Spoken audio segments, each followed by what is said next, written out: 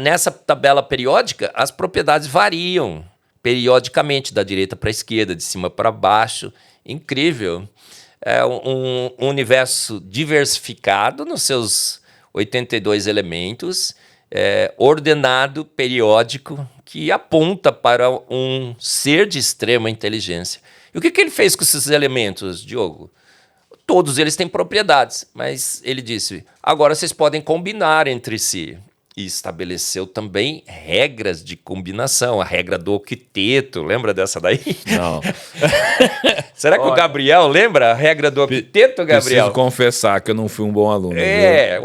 Você tem que atingir 8 elétrons, a regra do dueto, o princípio de exclusão de Pauli, que você só pode colocar dois elétrons em cada um desses orbitais. Os números quânticos... Os números quânticos, eles definem as propriedades desses elétrons nesses elementos. Em que orbital esses elétrons estarão, qual a forma dos orbitais que esses elétrons ocuparão. Sensacional. A química, por isso que eu disse que a química é tudo é química, e a química aponta para Deus. Não tem como você ser químico e ser ateu. Por isso que todos os meus amigos químicos que estão me ouvindo, os professores de química e tudo mais... Você estudando química, você pode até negar que Deus não existe. Na fala, mas a sua mente sabe que há um Deus. A Bíblia diz que isso. É algo muito complexo. A consciência de que foi um Deus que fez tudo isso está em todos nós, Diogo. Não pode ser. A Bíblia diz que os atributos de Deus serão claramente vistos. Ou seja, é evidência demais para a gente negar. E aí, a combinação desses elementos agora cria um infinito de possibilidades. E aí você cria novos materiais. Então o homem, a partir desses novos materiais, consegue criar um mundo ainda mais diversificado. Então nós estamos sentados aqui nessa cadeira, né? Tem polímeros, tem espuma, o microfone tem metais, tem os LEDs. Os LEDs é sensacional. Você sabe que só tinha LED vermelho e verde antes, né? E foi uma busca pelo LED azul. Um japonês, né? Ganhou o prêmio Nobel. Eu não sabia, não. Desenvolveu o LED azul. Nunca tinha pesquisado sobre isso. RGB. Sim, RGB. Verde, vermelho e azul. Os nossos olhos enxergam em RGB. Deus fez assim também. O universo emite em RGB, o Sol emite em RGB. É uma coincidência cósmica absurda. Eu vou falar domingo lá, que acho que vocês já estão assistindo, né? O domingo já passou. Você pode assistir então na IPP-TV também, essa IBD, Deus existe. Uma das evidências é essa, as cores. O universo emite em RGB. Os nossos olhos detectam em RGB e constroem imagens combinando cores RGB. E só tinha LED verde e vermelho.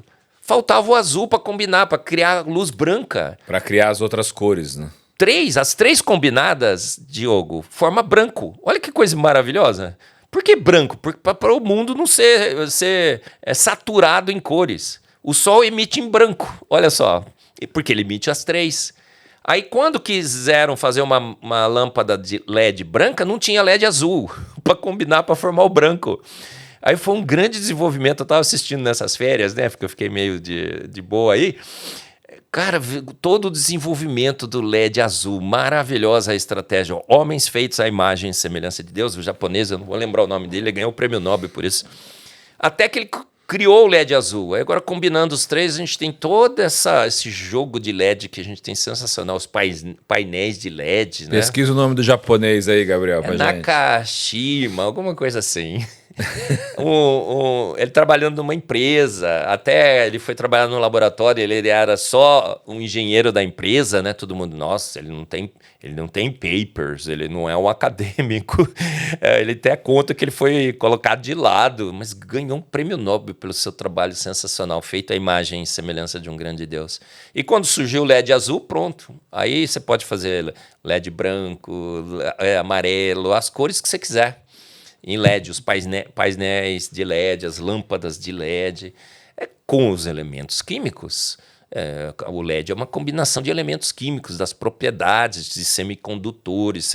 Você pega um elemento e dopa com outro, aí você cria a banda de valência, a banda de condução, o gap entre as duas você controla. Olha que sensacional. Deus fez um universo químico com grande diversidade, como um grande playground para os químicos, para os homens em geral, para que a gente pudesse criar. Eu hoje trabalho no MacGraph, sou lá o gerente de pesquisa, desenvolvimento e inovação, com grafeno, essas moléculas de carbono, planos de carbono. Então, grafeno é uma molécula mágica, você coloca grafeno em tudo, melhora as propriedades físico-químicas, novos materiais. O mundo é extremamente divertido. Todos os elementos químicos já foram encontrados ou ainda tem elementos que a química pode descobrir? Não, já descobrimos todos, né, os 82 naturais. E não só descobrimos, mas como somos feitos à imagem e semelhança de Deus, a gente quer criar também, não é? Então também tem elementos que Tem são elementos criados... sintéticos, né? Entendi. Que você vai lá no laboratório e sintetiza, força aquele elemento a existir. Vamos Entendi. pensar assim, vai até 116, 117 agora o número atômico na tabela Isso pode periódica. continuar sendo criado ainda. Pode, mas o que acontece dos não naturais?